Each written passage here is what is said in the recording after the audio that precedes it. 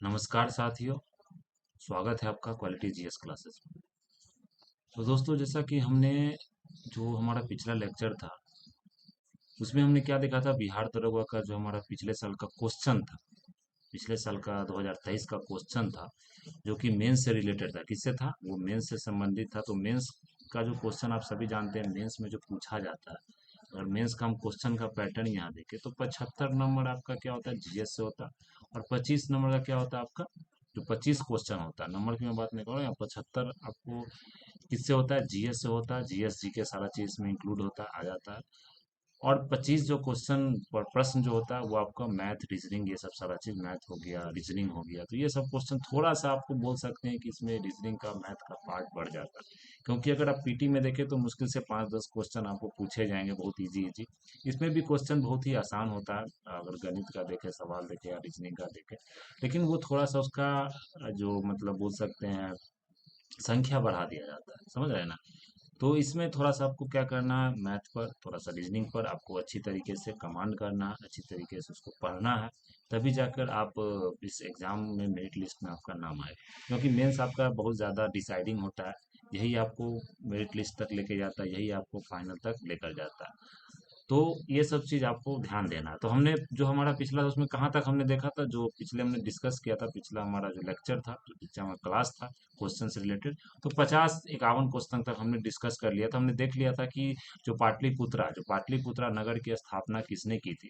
तो वो भी हमने देखा था कि पाटलिपुत्रा जो नगर की स्थापना किसने की थी, तो वो हमारे बृहद्रथ। कौन थे? बृहद्रथ नहीं थे, अशोक नहीं थे, उदयन थे। कौन थे? उदयन थे। तो पाटलिपुत्र नगर की जो स्थापना किसके समय हुआ था? 5वीं शताब्दी में उदयन ने की थी। इससे इसने सबसे पहले मगध की राजधानी के रूप में पाटलिपुत्र की स्थापना की थी। पाटलिपुत्र को आप पटना नाम से आप जानते हैं। सबसे पहले जो अगर देखें, हड़यंक डायनेस्टी, ये उदयन किसका था? हड़यंक डायनेस्टी का। आप सभी जानते हैं, हम लोग पिछले बात किया था हड़यंक में। तो हड़यंक में आप देख सकते हैं कौन कौन था, बिंबिसारा, अजातशत्रु, अजातशत्रु का बेटा उदयन। तो वो सबसे पहले जो राजधानी था, जो मतलब मगध का राजधानी था, वो सबसे पहले राजगीर था। फिर वैशाली भी हुआ, फिर पाटलिपुत्रा भी हुआ, फिर चेंज होते रहता था। तो वो चीज़ आपने पढ़ा होगा। बाकी हम लोग पढ़ेंगे जब हम लोग मगध जो हिस्ट्री में, अभी हमने इतिहास पढ़ रहे हैं ना, तो इतिहास में देखेंगे वैदिक काल आएगा, उसके बाद महाजनपद आएगा, तो उसी में हम लोग पढ़ेंगे इस चीज़ के बारे में, उस विषय के बारे में। अनिमेष, दूसरा हमारा जो 52 नंबर क्वेश्चन, 52 नंबर प्रश्न क्या था? अनिमेष लोचन चैतन्य तीर्थ विहार किस जिले में स्थित है? ये विहार क्या होता है दोस्तों? विहार होता है जहाँ पर जो मतलब बोल सकते हैं कि जो बौद्धिक साधु हो गए, वो सब जो रहते हैं, मतलब बिहार का एक समझिए कि एक घर प्लेस होता है, जहाँ पर वो लोग, एक जगह होता है जहाँ पर वो लोग रहते हैं। तो साधु लोगों का जो घर होता है वहां पर रहते हैं, तो उसे बिहार। फिर चैतन्य किसको कहते हैं? जहाँ पर वो लोग पूजा करते हैं, तो चैतन्य बोलते हैं, चैतन्य। तो अनिमेष लोचन चैतन्य तीर्थ बिहार भगवान बुद्ध के ज्ञानोदय प्रक्रिया से जुड़े प्रमुख स्थानों में से एक है, जिसका अर्थ खुली आंखें है। क्या है? खुली आंखें है। यह बिहार के गया जिले में, कहाँ पर है? ये बिहार के गया जिले में। माना जाता है कि वह स्थान है जहाँ भगवान बुद्ध ने अपने ज्ञानोदय के दूसरे सप्ताह को बिताया था और 7 दिनों तक बिना पलक झपकाए बोधि वृक्ष को देखते रहे। तो ये उस समय का दोस्तों चीज है, जब आप जानते हैं कि भगवान बुद्ध ने जो ज्ञान की प्राप्ति की थी, जो जिसे हम एक निर्वाणा फेज भी कहते हैं। एक निर्वाणा वो क्या था, एक बोल सकते हैं कि एक फेज था निर्वाणा, मतलब कि जिसमें उन्होंने इनलाइटनमेंट, जिसको आप बोलते हैं, ज्ञान की प्राप्ति हुई थी। अगला क्वेश्चन क्या है हमारा? अगला प्रश्न है, चीनी जनरल पान चाओ ने किस कुषाण शासक को हराया था? चीनी जनरल पान चाओ ने किस कुशासन शासक को हराया था? कनिष्का, सद साकन, चंद्रगुप्त फर्स्ट, कुजुलकंड फिसस।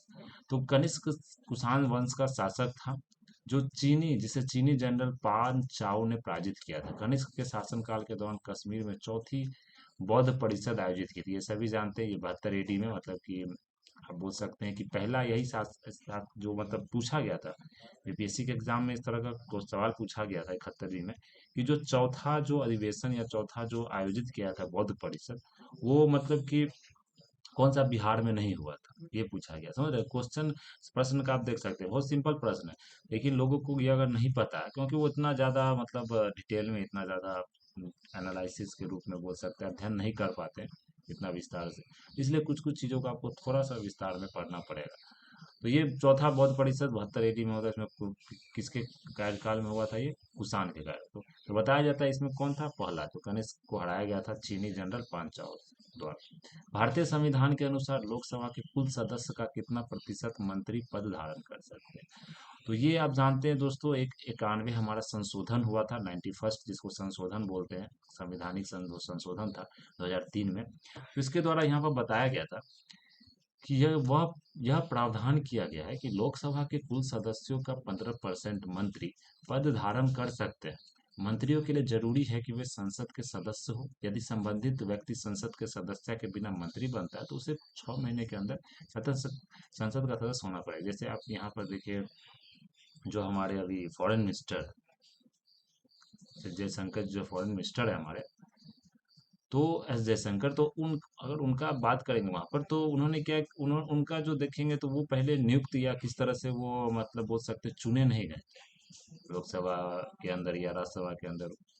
लेकिन फिर भी वो एक फॉरेन बोल सकते हैं ऑफिसर थे, फॉरेन जो बोल सकते हैं, जैसे आईएफएस होता है ना, इंडियन फॉरेन सर्विस का आईएफएस जो होता है, तो उसमें वो ऑफिसर थे। तो उनको यहाँ पर जो आज के समय जो बीजेपी गवर्नमेंट है, एनडीए गवर्नमेंट है, नियुक्त किया गया उनको फॉरेन मिनिस्टर के तहत, फॉरेन मिनिस्टर का जो पद है उस पर नियुक्त किया गया। लेकिन वो उस समय संसद के सदस्य नहीं थे। तो 6 महीना के अंदर आपको किसी भी संसद के किसी भी हाउस का, किसी भी मुझे लोकसभा या राज्यसभा के किसी भी बोल सकते हैं सदस्यता आपको लेना पड़ेगा। तो ये चीज आपको ध्यान रखना। तो ये किसके संशोधन के थ्रू हुआ था? ये कौन से संशोधन के माध्यम से हुआ था? तो दो 91 संविधान संशोधन 2003। ये चीज ध्यान रखना। और 15%, क्योंकि अगर ये नहीं रहता तो पहले क्या होता था, सभी लोग कहते थे हम मंत्री बनेंगे, हम मंत्री बनेंगे, तो बहुत सारा डिपार्टमेंट को बांटना पड़ता था, समझ रहे हैं ना। अभी की डिपार्टमेंट 4 डिपार्टमेंट कर दी। आज के समय देखिए, अब बहुत कम मिनिस्टर होते हैं। एक ही मिनिस्टर को दो तीन आपको पोर्टफोलियो, दो तीन मतलब डिपार्टमेंट दे दिया जाता है। अगला देखिए, निम्न में से कौन सा कृत्रिम पारिस्थितिकी तंत्र है? कृत्रिम पारिस्थितिक तंत्र कौन सा है इसमें? तो इसमें देखेंगे वन, घास का मैदान, तालाब या धान का मैदान। तो ये सब देखेंगे दोस्तों, वन हो गया, तालाब हो गया, घास का मैदान। तो ये बोला जाता है कि ये खुद भी उग सकता है। आप घास तो उगाते हैं अलग बात है, तालाब भी आप खोद सकते हैं, वन भी लगा सकते हैं। लेकिन अगर यहाँ पर देखें तो नेचुरली ये सब चीज हो सकता है। लेकिन ये धान का मैदान, जो एग्रीकल्चर हमारा, जो कृषि होता है हमारा, वो कृषि हम लोग क्या, उसे सिंथेटिक बोला जाता है। लोग कृषि कैसे करते हैं? या तो पेड़ पौधा को काट कर, जंगल को साफ कर कर तब कृषि करते हैं, समझ रहे हैं ना। तो ये धान का मैदान आपको क्या होगा यहाँ पर? पारिस्थितिकी तंत्र, जैव मंडल की मूलभूत संरचनात्मक प्र- प्रक्रियात्मक इकाई है। इसमें द्रव के चक्रीय और ऊर्जा की एक दशीय प्रवाह के अंतर्गत जीव एक दूसरे से तथा अपने पर्यावरण के अंतर क्रिया करते हैं। ऐसे पारिस्थितिक तंत्र जो मानव द्वारा निर्मित किया गया हो उसे कृत्रिम पारिस्थितिकी तंत्र कहते हैं। कृत्रिम जो पारिस्थितिकी तंत्र में बांध, उद्यान, पार्क, चिड़ियाघर, मछली घर, धान का मैदान आदि आते हैं। ये सब क्या मनुष्य द्वारा किया जाता है, मनुष्य द्वारा बनाया जाता है। ध्यात्व है कि इकोसिस्टम शब्द का सर्वप्रथम प्रयोग केजी टांसले ने 1935 में किया था। ये चीज आपको यहाँ पर ध्यान रखना। अगला देखिए 56 नंबर, तो पारिस्थितिकी तंत्र का कौन सा घटक प्रकृति को साफ बनाए रखने का कार्य करती है? तो कौन सा घटक यहाँ पर साफ साफ बनाए का काम करती है? तो पारिस्थितिकी तंत्र तीन घटकों जैविक, अजैविक और ऊर्जा से बना होता है। जैविक घटक को तीन घटकों उत्पादक, उपभोक्ता व घटनकर्ता से वर्गीकृत करते हैं। इनमें से अपघटक प्रकृति को साफ बनाए रखने का कार्य करती है। कौन? अपघटक। पारिस्थितिकी तंत्र में अपघटक के जीव होते हैं। ये सब क्या है दोस्तों? एक तरह से बोल सकते हैं जनरल साइंस का, या बोल सकते हैं इकोलॉजी का क्वेश्चन, समझ रहे हैं ना। जो मृत कार्बनिक पदार्थ से अपना पोषण प्राप्त करते हैं, जैसे जीवाणु, एक कवक, इनमें सूक्ष्म उपभोक्ता भी कहा जाता है इन्हें। यह पौधे और पशुओं के मृत शरीरों को विघटित करने में मदद करते हैं। अंततः यह पर्यावरण के एक सफाई प्रतिनिधि का कार्य करते हैं, जिसके कारण इसे प्रकृति की सफाई कर्मी भी बोला जाता है। क्या बोला जाता है? सफाई कर्मी बोला जाता है। निम्न में से कौन सा चक्र फसल के उत्पादन से कटाई तक क्रम के लिए सर्वाधिक उपयुक्त है? तो इस तरह का देख रहे हैं, बहुत सारा प्रश्न आपसे पूछा जा रहा है जो कि मतलब पर्यावरण से संबंधित हो। तो निम्न में से कौन सा चक्र फसल के उत्पादन से कटाई तक के क्रम के लिए सर्वाधिक उपयुक्त है? जुताई, सिंचाई, बुआई, निराई, कटाई। तो ये चक्र है, मतलब आपको यहाँ पर क्या करना है, एक क्रोनोलॉजिकल ऑर्डर है जो बताना है। सबसे पहले क्या होता है? अगला है जुताई, बुआई, सिंचाई, निराई और कटाई। तो देखते हैं सबसे पहले क्या होता है फसल का जो उत्पादन उत्पादन से कटाई का चक्र इस प्रकार है। सबसे पहले जुताई होता है, खेत आप जोतते हैं। उसके बाद क्या करते हैं, बीज को आप बोते हैं। ये बहुत सिंपल क्वेश्चन है, सिंपल सवाल, क्योंकि हमारा जो बिहार है पूरा देश ही हमारा कृषि प्रधान देश है। तो इतना तो सभी लोग जानते होंगे जो शहर में रहते हैं, जिन्होंने कभी नहीं देखा है खेती, जो दिल्ली बॉम्बे के हैं, तो उनके लिए थोड़ा सा मुश्किल हो जाता है। लेकिन क्योंकि ये एग्जाम बिहार का है, बिहार का एसआई बनना है, तो बिहार में सभी लोग, चाहे वो शहर रहे गाँव में रहे, तो सभी लोग खेती से जुड़े होते हैं। सभी के परिवार में कोई ना कोई सदस्य जुड़े होते हैं और लोग देखते हैं, क्योंकि बिहार में देखते हैं 56% से ज़्यादा यहाँ के जो जनसंख्या है वो खेतों पर निर्भर करती है। तो अब सभी लोग जानते हैं। तो ये सभी लोग बचपन से देखे रहते हैं किस तरह से खेतों को पहले जोता जाता है, जुताई किया जाता है, फिर उस पर बुआई किया जाता है, फिर उसे पानी से सिंचाई किया जाता है। सिंचाई उसका इरिगेशन करते हैं, पानी से हम सिंचाई करते हैं, फिर उसके बाद निराई करते हैं, और लास्ट में हम क्या करते हैं, कटाई करते हैं। तो ये चीज आपको ध्यान रखना। तो ये ऑप्शन हमारा बी हो जाएगा। 58 नंबर देखें तो लोकसभा द्वारा पारित धन विधेयक को राज्यसभा कितने समय के लिए रोक सकती है। तो धन विधेयक क्या होता है दोस्तों, ये जो हमारा मनी बिल होता है ना, मनी जिसको बिल आप बोलते हैं, मनी बिल होता है जो कि पास किया जाता है, बजट भी एक तरह से मनी बिल की तरह ही माना जाता है। तो ये जो विधेयक होता है दोस्तों, ये कितने दिन तक राज्यसभा इसे रोक सकती है। तो अब सभी जानते हैं कि जो हमारा धन विधेयक होता है, उसमें राज्यसभा के पास ये तो पावर तो नहीं होता है किसी तरह से उसमें संशोधन कर सके, या किसी तरह से वो क्या कर सकती है, एक सजेशन दे सकती है, उपदेश दे सकती है कि हाँ इसमें थोड़ा सा गलत है, या इसमें थोड़ा सा इतना बढ़ावा होना चाहिए। तो वो मतलब लोकसभा पर क्या बोलते हैं कि निर्भर करता है, लोकसभा पर निर्भर करता है कि आप उसे मान मान रहे हैं कि नहीं मान रहे हैं। तो ये लोकसभा के पास पूरा मतलब कि एक तरह से पावर होता है कि वो धन विधेयक बिल को पास करे या नहीं करे। तो ये आपको ध्यान रखना है, ये 14 दिन का अंतराल दिया जाता है कि 14 दिन के अंतराल में आपको यह बताना है कि ये बिल पास हो रहा है या नहीं। अगर उतना ज्यादा दिन लग गया तो फिर ये बिल को पास ही माना जाता है, ये जो विधेयक को। तो भारतीय संविधान के अनुच्छेद 110 में आपको धन विधेयक, ये जानते हैं 110 का जो हमारा आर्टिकल है, जो हमारा अनुच्छेद है, उसमें दिया गया है धन विधेयक को लोकसभा में पारित होने के उपरांत उसे राज्यसभा के पास स्वीकृति के लिए भेजा जाता है। इस विधेयक को 14 दिनों के अंदर उसे स्वीकृति देनी होती है, अन्यथा इसे राज्यसभा द्वारा पारित माना जाता है। ध्यातव्य है कि अनुच्छेद 109 के तहत धन विधेयक केवल लोकसभा में ही प्रस्तावित किया जा सकता है, राज्यसभा में। प्रस्तावित का मतलब क्या है कि वहीं पर इंट्रोड्यूस किया था, वहीं पर बिल को लिखा जाता, वहीं पर बिल को क्या किया जाता, मतलब कि बिल बनाया जाता, पूरा प्रस्तावित प्रस्तावित किया तो वही इंट्रोड्यूस करते हैं। बाकी पास करने का क्या है कि राज्यसभा को भी मौका दिया जाता है, लेकिन उस पर मौके पर पूरे तरह से बाउंड नहीं होती है। जो लोकसभा होती है वो ऐसा नहीं कि भाई वो अगर नहीं पास करेगा तो लोकसभा बिल क्या होगा, फेल हो जाएगा, या वो जो विधेयक है वो क्या हो जाएगा, खत्म हो जाएगा। ये चीज नहीं होता। फिर अगर हम देखें 59 नंबर, 59 नंबर, 59 नंबर का देखें, चंपारण सत्याग्रह, अहमदाबाद मिल हड़ताल, खेरा विद्रोह, असहयोग गांधी, ये पूरा जो आंदोलन है, पूरा विद्रोह है दोस्तों, ये महात्मा गांधी के द्वारा किया गया था। किनके द्वारा यहाँ पर किया गया था, ये सारा जो ये देखते हैं, तो ये हमारे जो बापू जी हैं पूजनीय महात्मा गांधी जी द्वारा यहाँ पर किया गया था। ये चीज आपको यहाँ पर ध्यान रखना, महात्मा गांधी जी द्वारा यहाँ पर किया गया था। तो महात्मा गांधी द्वारा किया गया था। आज के समय जो हम लेक्चर जो रिकॉर्ड कर रहे हैं, तो उनका आज बोल सकते हैं जन्मदिन है, उनका एनिवर्सरी, बर्थ एनिवर्सरी बोल सकते हैं, उनका बर्थ एनिवर्सरी है। इनको 2 अक्टूबर 1869 को उनका जन्म हुआ था, सभी लोग जानते हैं। और एक और महान जो हमारे स्वतंत्रता सेनानी रहे हैं, या महान बोल सकते हैं एक इंसान रहे हैं, महान नेता भी रहे हैं। तो उनका क्या नाम था, उनका नाम था लाल बहादुर शास्त्री। तो लाल बहादुर शास्त्री जी का भी यहाँ पर क्या है, जन्मदिन है।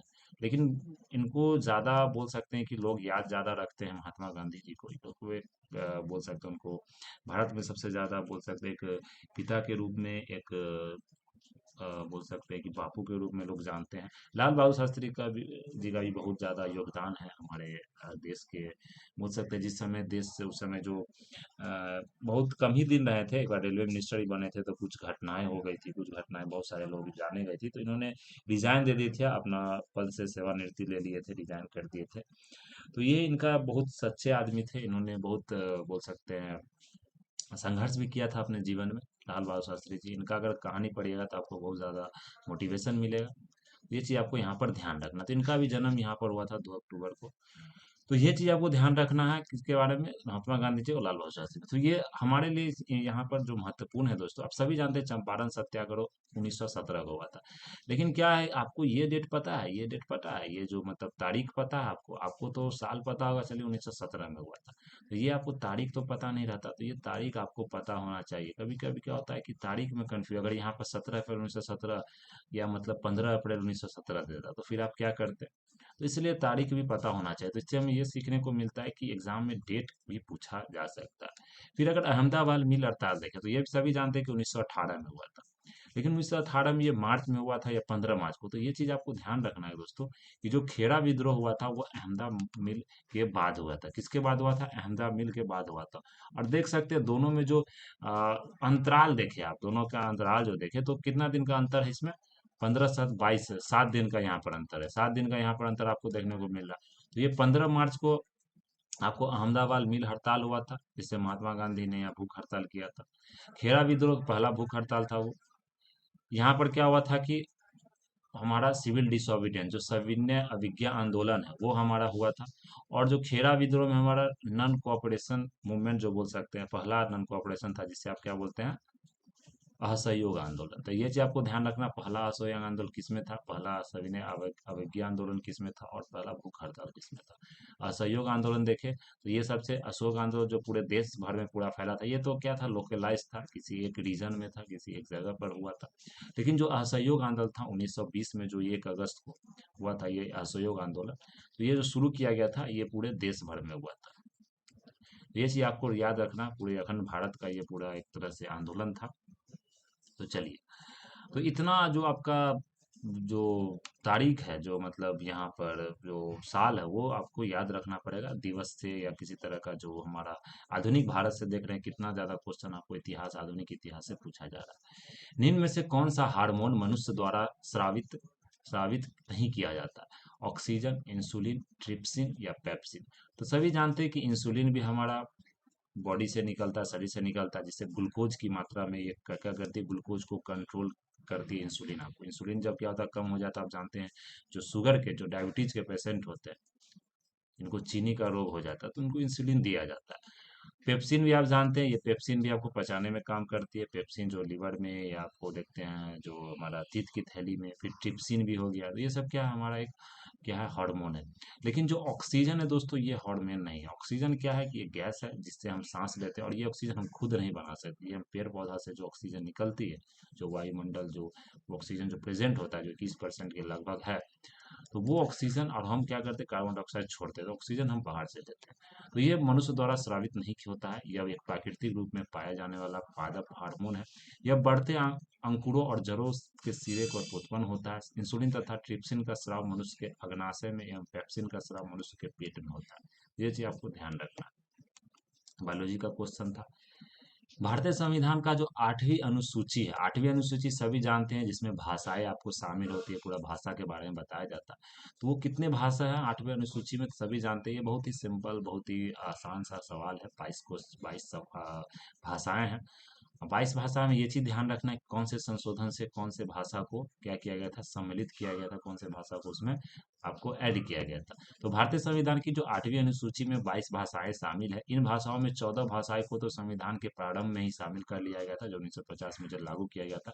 परंतु जो अन्य 8 भाषाएं हैं, को निम्न संविधान संशोधनों द्वारा किया गया था। तो ये 8 भाषाओं का जो संशोधन का जो मतलब तारीख है, जो संशोधन का जो कौन सा संशोधन था, वो कितना संशोधन था, कौन सा संशोधन था, तो ये सारा चीज आपको, ये सारा जो मतलब तथ्य है, ये आपको ध्यान रखना है, याद रखना है। तो हमारा जो 21वां संविधान संशोधन था 1967 का, ये द्वारा सिंधी भाषा को आपको इसमें रखा गया था, इसमें जोड़ा गया था। 71वां जो संविधान संशोधन था 1992 में, इसमें कोंकणी, मणिपुरी और नेपाली भाषाओं को जोड़ा गया था। जो 92 हमारा संशोधन था 2003 में, इसमें देखे जो 2004 से प्रभावी हुई थी, तो इसमें बोडो, डोंगरी, मैथिली और संथाली को जोड़ा गया था। मैथिली भी था दोस्तों, ये पूछा जा सकता है मैथिली, तो 92वां संशोधन था। फिर इसके अतिरिक्त जो 6 भाषाओं को इस सूची में शास्त्रीय भाषा का दर्जा दिया गया, ये भाषाएं थी तमिल 2004 में, संस्कृत 2005 में, कन्नड़ 2008 में, तेलुगु 2008 में, मलयालम 2013 में और उड़ीसा 2014 में। तो ये चीज आपको ध्यान रखना है। तो ये हम देखें यहाँ पर 14 भाषाएं, 14 हो गया, ये 15 हो गया, 15, 16, 17, 18, फिर यहाँ पर देखिए 19, 20, 21, 22। तो ये हमारा जो पूरा है दोस्तों, ये हमारा 22 भाषा है। कितना है? ये 22 भाषाएं हैं। लेकिन अगर हम बात करें ये शास्त्रीय, जिसे क्लासिकल लैंग्वेज बोला जाता है, शास्त्रीय भाषा, इसे हम लोग क्लासिकल अभी के समय में देखेंगे तो यहाँ पर कितना, एक, दो, तीन, चार, पाँच, छः, छः भाषाएं, अभी पांच भाषाएं इसमें और 2024 में आप जानते हैं जोड़ा गया था, जो कि आपसे बीपीएससी के पीटी में पूछा भी गया था। तो वो चीज़ आपसे पूछा जा सकता है, क्योंकि ये एक बोल सकते हैं कि ये जो करंट अफेयर्स है, जो समसामयिक विषय है, करंट अफेयर्स को कभी कभी क्या करता है कि कोई टॉपिक से जोड़ के पूछ जाए, क्योंकि ये क्या है, एक तरह से आपका पॉलिटिक, आपके राजनीतिक जो विषय है उसका भी पार्ट हो सकता है, उसका भी बोल सकते हैं, उससे संबंधित है, या मतलब कोई भी अगर ऐसा जैसे बौद्ध के बारे में कुछ न्यूज में आया, कहीं पर कुछ खनन हुआ, उसमें कुछ मूर्ति आपको निकली है जो कि मतलब गुप्ता एम्पायर से रिलेटेड है, समझे ना, गुप्ता इससे, गुप्ता युग से रिलेटेड है, तो उस तरह का क्वेश्चन सम्मिलित करके आपसे पूछा जाता है। तो ये जो क्लासिकल लैंग्वेज आया था, इसमें सभी जानते हैं आपको कौन क्या क्या इसमें आया था। तो मराठी हो गया हमारा, मराठी हो गया, प्लस हमारा जो असमीज था, प्लस बंगाली था, और पाली और प्राकृत था। तो ये पांच भाषाएं जो अभी सम्मिलित हुए हैं, जो तो पूरा मिला के 11 भाषा, ये चीज ध्यान रखना आप।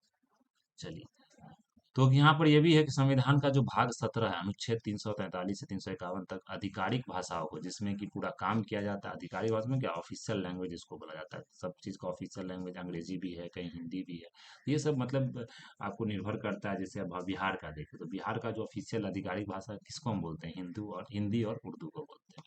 फिर भारतीय संविधान के अनुसार विधान परिषद का सदस्य बनने के लिए न्यूनतम उम्र सीमा क्या है? तो जो भारतीय संविधान के अनुसार विधान परिषद का सदस्य बनने के लिए आपको न्यूनतम जो उम्र है वो 30 वर्ष। अगर यहाँ पर विधानसभा बोला जाता है दोस्तों, अगर सभा बोला जाता है, तो यहाँ पर विधानसभा में हम जानते हैं कि 25 वर्ष हो जाएगा, लेकिन विधान परिषद है तो ये आपका ये थोड़ा सा ऊंचा सभा होता है, तो इसमें आपको 30 वर्ष, तो 5 साल का आपको कार्यकाल यहाँ पर पहले निकालना पड़ेगा, तब जाकर आप इसमें नियुक्त हो सकते हैं। और इसका जानते हैं आपको डायरेक्ट मतलब किसी तरह का इलेक्शन नहीं होता है विधान परिषद का, उसमें सदस्य को चुना जाता है विधानसभा, कुछ कुछ मतलब माध्यम होता है, जो ग्रेजुएटेड टीचर्स हैं उनके द्वारा भी, फिर कुछ गवर्नर के द्वारा, कुछ विधानसभा के जो बोल सकते हैं मेंबर है, जो वहाँ के सदस्य हैं उनके द्वारा, तो ये सब चीज़ सारा चीज़ होता है। तो ये विधान परिषद आज के समय 6 राज्यों में, कितने राज्यों में, 6 राज्यों में विधान परिषद है। ये 6 राज्य आपको दोस्तों कंठस्थ कर लेना है, क्योंकि यहाँ से सवाल पूछा जा सकता है। ये सब बहुत ही बेसिक सवाल है, इसमें अगर आप गलत कर लेते हैं तो आप कोई कीमत पर मेरिट लिस्ट में नहीं आ सकते, क्योंकि ये सब बहुत बेसिक सवाल है। मैथ भी आपको करना, और जो बेसिक सवाल है, खासकर जो हमारा संविधान से है, खासकर जो हमारा इतिहास से है, आधुनिक भारत का इतिहास हो गया, वो सब चीज़ आपको गलत नहीं करना है, क्योंकि ये सारे स्टूडेंट, सारे लोगों को जानकारी होता है। तो 6 राज्यों के विधान परिषद कौन है? बिहार है, उत्तर प्रदेश है, महाराष्ट्र है, तमिलनाडु नहीं है, कर्नाटक है, आंध्र प्रदेश और तेलंगाना। तो ये 6 राज्य आपको यहाँ पर ध्यान रखना है। फिर हम अगला यहाँ पर देखें तो न्यूनतम आयु वर्ष 3 वर्ष की होती है, सभी जानते हैं। अनुच्छेद 169 के अनुसार संसद किसी राज्य के विधान परिषद का गठन किया जा सकता है, विधान परिषद का राज्य को उच्च सदन भी कहा जाता है। तो देख रहे हैं कितनी जानकारी आपको यहाँ से प्राप्त हो रही है। राज्य से संबंधित विषय पर विधेयक पारित होने के लिए राज्यसभा के कितने सदस्य होते हैं? देखते हैं कितना ज्यादा आपको आधुनिक भारत का या राजनीतिक जो विषय है, जो पॉलिटी है, उससे आपको क्वेश्चन पूछा जा रहा है। तो कितने विधेयक पारित होने के लिए राज्यसभा में कितने सदस्य का बहुमत होना चाहिए? तो कितने सदस्य का यहाँ पर बहुमत होना चाहिए, कोई भी मतलब कि विधेयक पारित करने के लिए? तो आप सभी जानते हैं कि जो पूरा होता है वो कितना होता है, यहाँ पर देख सकते हैं 2/3 मेजोरिटी होता है, जिसके 2/2 आपको सदस्य का बहुमत होना चाहिए विधेयक को पारित करने के लिए, राज्यसभा से संबंधित कोई भी राज्य से संबंधित जो होता है, क्योंकि ये जो पूरा दिया जाता है, जो पावर दिया जाता है, ये पूरा राज्यसभा को दिया जाता है, क्योंकि राज्य के द्वारा जो जितने भी उसी के द्वारा चुना जाता है, इनडायरेक्ट इलेक्शन होता है, सभी लोग जानते हैं। तो ये राज्यसभा का एक अलग पावर होता है। तो भारतीय संविधान के अनुसार 80 अनुच्छेद 80 राज्यसभा के गठन का प्रावधान करता है। वर्तमान में राज्यसभा के सदस्यों की संख्या 245 है, सभी जानते हैं। 545 आपको, 550 किसमें है, लोकसभा में, 245 आपको राज्यसभा में, जो कि अभी बढ़ाया जाएगा, जो नया संशोधन होगा। जैसे अभी जो पार्लियामेंट बना, जो संसद बना, आप सभी जानते हैं कि वो आपको ज़्यादा सीट्स उसमें बढ़े, चाहे वो देखिए आपको 888 सीट बताया जाता है लोकसभा में, और कुछ 300 समथिंग सीट्स आपको किसमें है, राज्यसभा में। 300 नहीं, 500 आई थिंक, 300 400 ऐसे करके सीट्स हैं। राज्यसभा का सभापति उपराष्ट्रपति होता है। कौन होता है? उपराष्ट्रपति होता है, सभी लोग जानते हैं। अगला प्रश्न हमारा है कि निम्न में से कौन से बिहार में स्थित कौन सा झील गोखुर झील है? गोखुर झील कौन सा झील को बोलते हैं? यहाँ पर कांवड़ झील को बोलते हैं। जिसे कि मतलब एक बोल सकते हैं आज के समय में इसे रामसर साइट्स के नाम से भी जाना, अभी जानते हैं 5 रामसर साइट से हमने एक शॉर्ट्स वीडियो बना के भी डाला था। जो मतलब दो दोस्तों जो चैनल पर शॉर्ट्स वीडियो होते हैं उसमें आप बहुत ही इंफॉर्मेशन जो होते हैं क्रिटिकल इंफॉर्मेशन, मतलब वो आपके एग्जाम के लिए बहुत जरूरी है। कुछ कुछ नया इंफॉर्मेशन होते हैं जो कि आप एक से इतना ज़्यादा रील्स आप इधर उधर देखते हैं तो आपको जो विषय है, जो आपके विषय संबंधित है, जो आपके एग्जाम के लिए, जो आपके एग्जाम के लिए, परीक्षा के लिए जरूरी है, उस चीज़ को आप छोड़ देते हैं। उस तरह का शॉर्ट्स देखिए जहाँ पर आपको 50 सेकंड में कुछ नया एक इन्फॉर्मेशन मिल गया, ऊपर ऊपर ही कुछ मिल गया, उस चीज़ को आप ध्यान में रखिएगा। तो अभी दो ऐड किया गया, आप जानते हैं, एक हमारा वेस्ट चंपारण पश्चिमी चंपारण का और एक है बक्सर का, जो दो झीलों को ऐड किया गया है, हमको ध्यान रखना है। तो वो चीज़ आप पढ़ेंगे हम लोग आगे, जो हमने वहाँ बताया। अभी तो ये कांवड़ झील जो है दोस्तों, ये कांवड़ झील, ये आपको, ये भी रामसर साइट्स में पहला रामसर साइट था, जो कि बेगूसराय में सभी लोग जानते हैं। स्थित एक गोखुर झील है, मैदानी क्षेत्र में नदी की धाराएं दाएं बाएं बहती है, और यहाँ पर आप जानते हैं पूरी गंडक गंडक नदी का ये पूरा प्रभावित होता है यहाँ पर। तो ये चीज आपको यहाँ पर ध्यान रखना है। निम्न में से किस आयोग में एक भी भारतीय शामिल न होने के कारण उसका विरोध किया गया था? तो एक भी भारतीय का न शामिल होने के कारण उसका जो विरोध किया गया था, वो किसका विरोध यहाँ पर किया गया था? तो साइमन आयोग का, सैडलर आयोग का, या हंटर आयोग, किसका विरोध किया गया था? तो जो विरोध यहाँ पर किया गया था दोस्तों, वो किसका किया गया था? आप सभी जानते हैं कि जो साइमन कमीशन था, उस साइमन कमीशन में कोई भी अ, जो हमारे भारतीय सदस्य, कोई भी भारत के मेंबर नहीं थे, कोई भी भारतीय शामिल नहीं थे। तो इसलिए, क्योंकि वो साइमन कमीशन आया क्यों था? क्योंकि आप जानते हैं जो भारतीय जो गवर्नमेंट ऑफ इंडिया एक्ट था, जो भारतीय जो एक्ट था वो मतलब 1920 का, उसमें उसका पूरी तरीके से एक तरह से जांच करने के लिए उसमें क्या क्या नया कुछ जोड़ा जा सकता है, क्या क्या संशोधन किया जा सकता है, उस चीज को पूरा एक तरह से मतलब कि जांच करने के लिए उसमें क्या क्या चीज जोड़ सकते हैं, तो वो सब सारा चीज करने के लिए इसका गठन किया गया था, इसका साइमन कमीशन। तो लेकिन इसमें सबसे बड़ी बात यह थी कि इसमें किसी भी भारतीय को नहीं रखा गया था।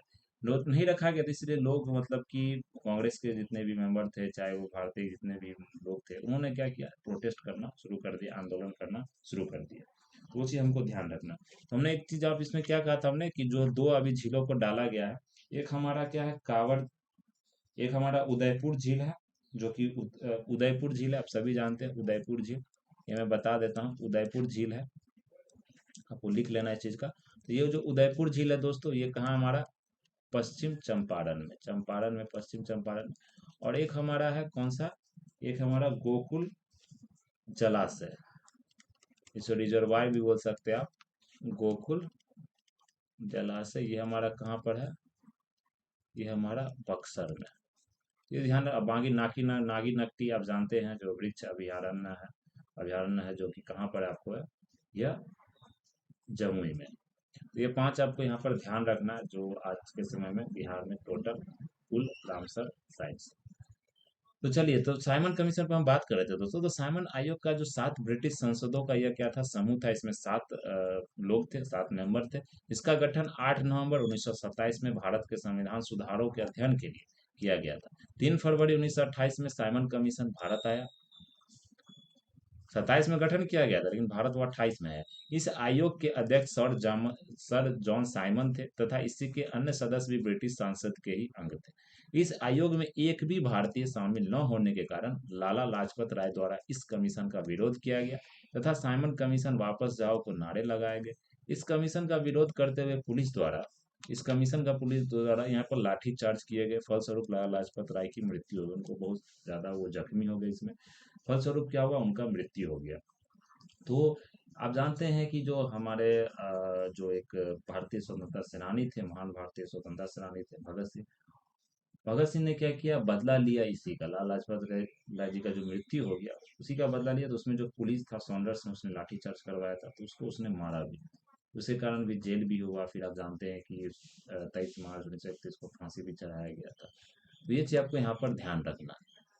तो निम्न में से कौन सा अनुच्छेद निर्वाचन आयोग के संबंध, निर्वाचन आयोग क्या होता है दोस्तों? दोस्तों इलेक्शन कमीशन होता है, उसको हम निर्वाचन आयोग बोलते हैं। तो ये आज के समय बहुत ज्यादा न्यूज में है, आप जानते हैं ज्ञानेश कुमार को लेकर या किसी तरह का जो वोट चोरी को लेकर बिहार में इलेक्शन भी है। तो एग्जाम में आपसे सवाल पूछा जाता है, ये नहीं पूछा जाएगा कि क्या चोरी है क्या नहीं है, वो मतलब कि एक न्यूज में है, वो सिर्फ मतलब न्यूज में चलता है, इससे कुछ आने जाने वाला नहीं है।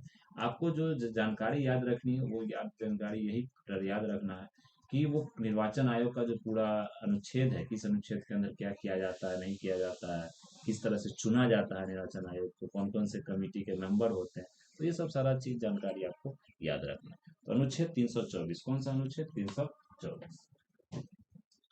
चलिए, तो हमारा जो गठन है 324 के अंतर्गत किया जा निर्वाचन आयोग का, निर्वाचन आयोग एक अस्थायी संवैधानिक संस्था, संवैधानिक निकाय है जिसका स्थापना 25 जनवरी 1950 में की गई थी।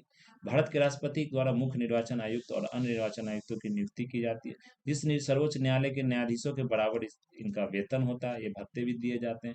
इनका जो कार्यकाल होता है वो 6 वर्ष या 62 वर्ष जो भी पहले पूर्ण हो जाता है, ये चीज ध्यान रखना। सबसे पहले जो हमारे निर्वाचन आयोग के जो आयुक्त थे, जो मतलब मुख्य चुनाव आयुक्त थे, वो कौन थे? सुकुमार सेन। ये चीज ध्यान रखना, उन्होंने बहुत सारा रिफॉर्म भी किया, बहुत सारा इन्होंने सुधार भी किया है, जो आज के समय बहुत ही किफायती है, मतलब बहुत ही अच्छा माना जाता है उस चीज को। ये चीज आपको यहाँ पर ध्यान रखना है। चलिए, तो ये आपको यहाँ पर सुकुमार सेन जी कौन हो गए यहाँ पर? सुकुमार सेन 21 मार्च 1950 से 19 दिसंबर 1958 तक ये भारत के पहले चुनाव आयुक्त थे। अगला देखिए हमारा 67वां नंबर, लघु पतन। लघु पतन के समय करंट का मान, लघु पतन के समय करंट का मान क्या होता है? घटता है या बढ़ता है या एक समान रहता है? पहले बढ़ता है फिर घटता है। लघु पतन के समय करंट का मान बहुत तेजी से बढ़ता है। लघु पतन क्या हो गया दोस्तों? शॉर्ट सर्किट जिसको बोलते हैं। समय करंट का मान बढ़ जाता है जब विद्युतमय तथा उदासीन तार आपस में संपर्क में आते हैं, तो ऐसी स्थिति में परिपथ का प्रतिरोध शून्य हो जाता है और उनमें से अत्यधिक धारा प्रवाहित होने लगती है, इसे ही लघु पतन कहते हैं। भारतीय संविधान का कौन सा भाग संघ राज्य क्षेत्र से संबंधित है? तो कौन सा भाग संघ राज्य क्षेत्र से संबंधित है दोस्तों? तो भाग 1 है। भारतीय संविधान का भाग 1, ये बहुत ही आसान सा सवाल है। एक संघ राज्य से संबंधित है, जिसका अंतर्गत अनुच्छेद 1 से 4 तक, जिसमें आपको पूरा राज्य के बारे में, संघ के बारे में, यूनियन टेरिटरी के बारे में ये सब सारा चीज बताया जाता है। सीमाओं की स्थापना, नामकरण, विलय, परिवर्तन, ये सब सारा उसी में आता है भाग 1 में, जो कि 1 से 4 अनुच्छेद तक आपको पूरा बताया जाता है।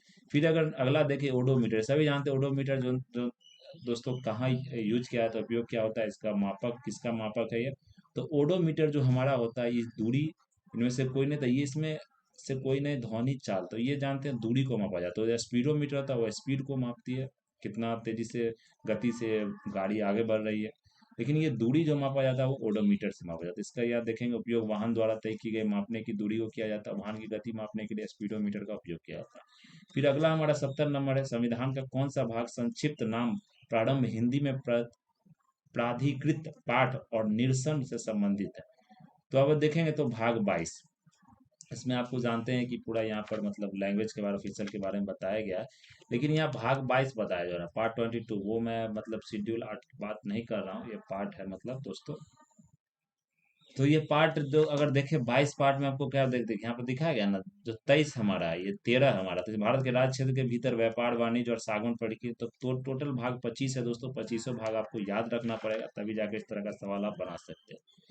25 भाग, 18 जो 8 हमारा शेड्यूल है, समझ रहे हैं ना। और हमारे जो पूरा जितना भी जो मौलिक अधिकार का जो अनुच्छेद हो गया, या जो मतलब न्यूज में रहता है, जो मतलब कि करंट अफेयर्स में रहता है, या कि बोल सकते हैं कि वो आपके लिए महत्वपूर्ण हो जाता है। तो अगर भाग 12 की यहाँ पर भाग कितना हो गया यहाँ पर आपको 19 हो गया, प्रकीर्णन के बारे में। भाग आपको 21 हो गया, अस्थायी संक्रमण की संक्रमण संक्रमणकालीन और विशेष उपबंध। और भाग जो हमारा कितना हो गया, 22 हो गया। तो संक्षिप्त नाम प्रारंभ हिंदी में प्राधिकृत पाठ और निरसन, तो ये चीज ध्यान रखना। 71 नंबर देख, निम्न से कौन सा मंडल सूर्य के आने वाली पैरा बैंगनी किरणों को सोख लेती है? तो ये क्वेश्चन हमारा पीटी में भी इस तरह का था, तो ये चीज ध्यान रखना है, सौरमंडल के बारे में आपको पढ़ना पड़ेगा। तो ओजोन मंडल बताया जाता है, जो ओजोन मंडल सूर्य के आने वाली पर्यावरणीय किरणों को, जिसे अब यूवी लाइट रहते कहते हैं, सोख लेती है। ओजोन परत समताप मंडप के निचले हिस्से में पाई जाती है, जो पृथ्वी के सतह पर लगभग 20 से 30 किलोमीटर ऊपर स्थित है। यह बादल और मौसमी घटनाएं दोनों से रहित है, कोई फर्क नहीं पड़ता मौसमी घटनाओं से। फिर 72 नंबर देखिए, किस ब्रिटिश गवर्नर जनरल पर महाभियोग का मुकदमा चलाया गया था? तो किस पर चलाया गया था? यह लॉर्ड बैरन हेस्टिंग पर चलाया गया था। इसमें महाभियोग का भी चलाया गया था, करप्शन का भी चलाया गया था कि घूस घूस लिए थे या किस तरह का इसने यहाँ पर करप्शन किया था, भ्रष्टाचार किया था।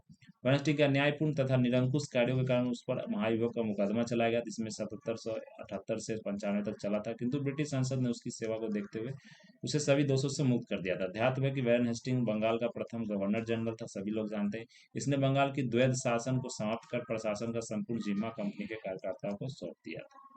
और उस समय जो मतलब बोल सकते हैं जो रिंग फेंस पॉलिसी था, घेरे का जो नीति था, ये भी वेस्टिंग के द्वारा ही लाया गया।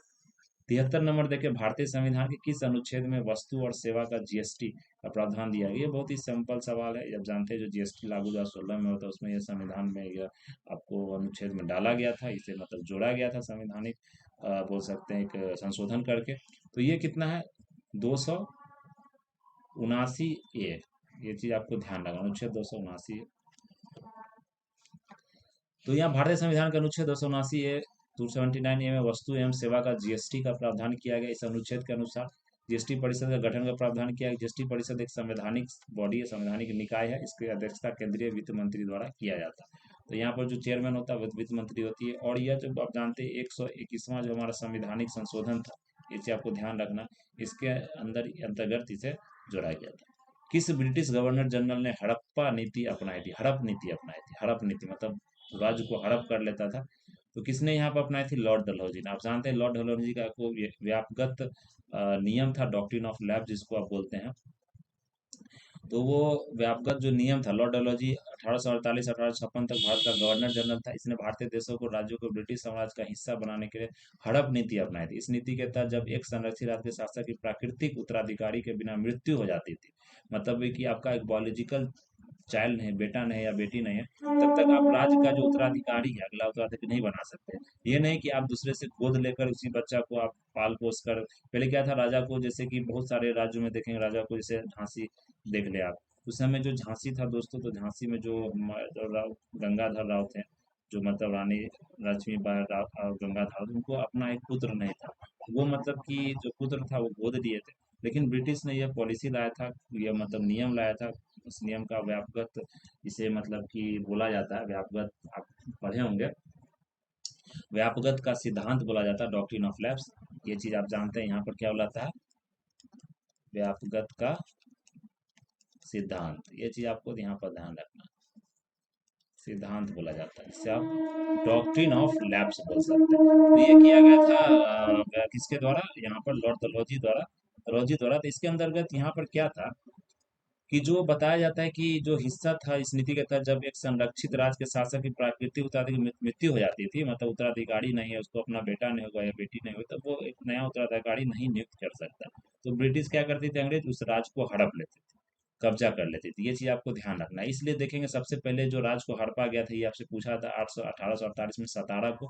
उसके बाद बारी बारी से, जैसे जैतपुर को क्रमशः में आपको याद रखना है, एक जो क्रम में याद रखना, जैतपुर, संभलपुर, बुंदेलखंड, उड़ीसा को 1849 में हड़प ली थी। फिर बाघाट को 1850 में, उदयपुर को 1852 में, झांसी को 1853 में, नागपुर को 1854 में, 54 में और अगला देखिए अवध को ब्रिटिश साम्राज्य में मिला लिया था 1856 में। तो ये जो साल है, इस किस साल में किसको हड़पा गया था, ये भी चीज आपसे कभी कभी मिलाने के लिए सूची 1 सूची 2 करके दे दिया जाता है। तो इस चीज को आप ध्यान रखेंगे। फिर अगला हमारा है वायुयान कार्यकर्ता। वायुयान कार्यकर्ता, ये क्या हमारा कार्य क्या कार्य करता है? आर्किमिडीज के सिद्धांत पर, पास्कल के नियम पर, स्टोक के नियम पर, या बर्नौली के सिद्धांत पर? तो ये वायुयान जो कार्य करता है, ये बर्नौली के सिद्धांत पर। वायुयान बर्नौली के सिद्धांत पर कार्य करता है। इस सिद्धांत के अनुसार क्या होता है? हवा जब एक जगह से दूसरी जगह पर बहती है, तब धारा रेखीय प्रवाह होता है, इसलिए हर एक बिंदु पर एकांक आयतन की कुल ऊर्जा का योग नियत रहता है। वायुयान के उड़ने पर तब उनके पंखों में हवा का आंदोलन पंखों पर के ऊपर और बल बनता है, और इसकी स्थिति में पंखों की ऊपरी सतह बनाए गए कम दबाव पंख के ऊपर की ओर उठाता है, ध्यातव्य है कि वायु उच्च दबाव वाले क्षेत्र में निम्न से निम्न दबाव वाले क्षेत्र की ओर बहती है, उच्च दाब से निम्न क्षेत्र मतलब हाई प्रेशर से लो प्रेशर। अतः इस उपयुक्त कारण से विमान ऊपर की ओर बढ़ता है। तो ये चीज आपको ध्यान रखना है। तो ये हमारा दोस्तों क्या था, जो 75 जो पूरा एक्सल आप देख सकते हैं, ये हमारा जो 75 जो क्वेश्चन था, जो हम अगर यहाँ पे देखें तो हमने 75 तक क्या किया, यहाँ पर को अध्ययन किया। 75 तक हमने अच्छे तरीके से डिस्कस किया, चीज़ों को समझा, जितने भी मतलब तथ्य थे, फैक्ट थे, वो सारा चीज़ हमने देखा। तो 75 तक आपसे पूरा जीएस जीके पूछा जाता। आपने देखा कि कितने ज़्यादा बायोलॉजी के क्वेश्चन, फिजिक्स के क्वेश्चन, जो आपको भौतिक हो गया, विज्ञान हो गया, ये सब सारा पूछा जाता। तो इसे बोला जाता सामान्य विज्ञान, सामान्य अध्ययन। ये सब सारे जो सब्जेक्ट, सो सारे विषय हैं, सब्जेक्ट है, इसका जानकारी आपको होना चाहिए। ऊपर ऊपर भी होना चाहिए, लेकिन होना चाहिए, तभी जाकर आप इस तरह का सवाल को बना सकते हैं। और देखें यहाँ पर तो हमारा 76 से अगर देखें 100 तक, ये पूरा जो सवाल है आपको, इसमें रीजनिंग भी दिया गया, इसमें आपको मैथ भी दिया गया। तो ये उतना ज़्यादा भारी नहीं होता, लेकिन क्या होता है कि आपको समय कम मिलता है। 2 घंटा के अंतराल में आपको इतना चीज़ बनाना है, तो क्योंकि मैथ के सवाल में आप जानते हैं समय ज़्यादा लगता है, क्योंकि इसमें आपको हल करना होता है गणित के सवाल में। इसलिए आप इसको क्या करें, प्रैक्टिस करें, जो पुराने जो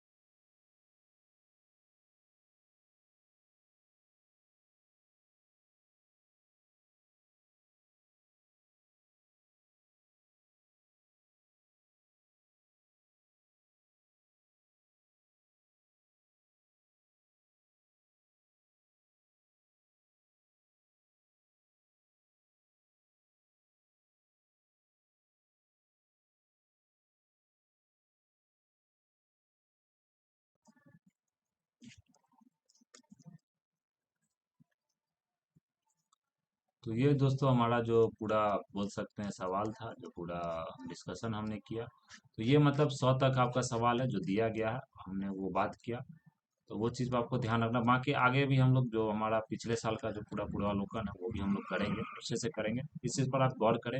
यहाँ पर हमारा जो यहाँ पर पूरा मुद्दा यह है कि हम लोग जो जितना भी चीज़ यहाँ पर कर रहे हैं, जो भी हम सवाल देख रहे हैं, इससे आपको यह सीख मिलना चाहिए कि क्या क्या चीज़ पर आपको ध्यान दें। जैसे हमने देखा इसमें क्या आधुनिक भारत आपके लिए महत्वपूर्ण है, और इतिहास जो हो गया, चाहे पॉलिटी हो गया, चाहे आपका जनरल साइंस हो गया, समझ रहे हैं ना, मैथ हो गया, रीजनिंग हो गया। देख रहे हैं सवाल उतना भारी नहीं होता, इस तरह का सवाल आपसे पूछा जाता है। तो आपको प्रॉफिट लॉस पता ही होगा, क्योंकि आप तैयारी करते हैं जनरल कंपटीशन का। तो ये सिंपल आपको डाइस का प्रॉफिट लॉस का, शायद देखिए अगर रीजनिंग का जो ये सवाल सब आता है, डाइस वाला सब आ गया, तो ये सब चीज़ आपको यहाँ पर ध्यान रखना चाहिए। एक्स का मान निकालिए, इस तरह से कोड वाला जो सवाल होता है, समझ रहे हैं, सीरीज वाला सवाल होता है, ये सब चीज़ आपको ध्यान रखना पड़ेगा। चलिए दोस्तों, आज का जो हमारा ये पूरा जो क्लास है, जो पूरा है, वो हम लोग यहाँ पर क्या करते हैं, चीज़ को कंप्लीट करते हैं। आगे का जो हमारा डिस्कशन होगा वो हम लोग देखेंगे। तब तक के लिए धन्यवाद।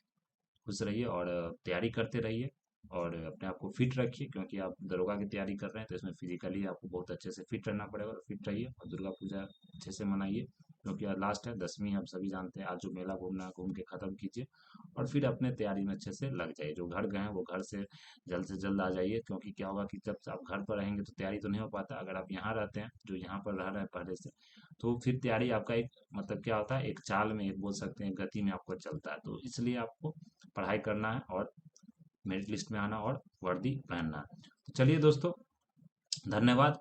जय हिंद, जय भारत। मिलते हैं अगले क्लास में।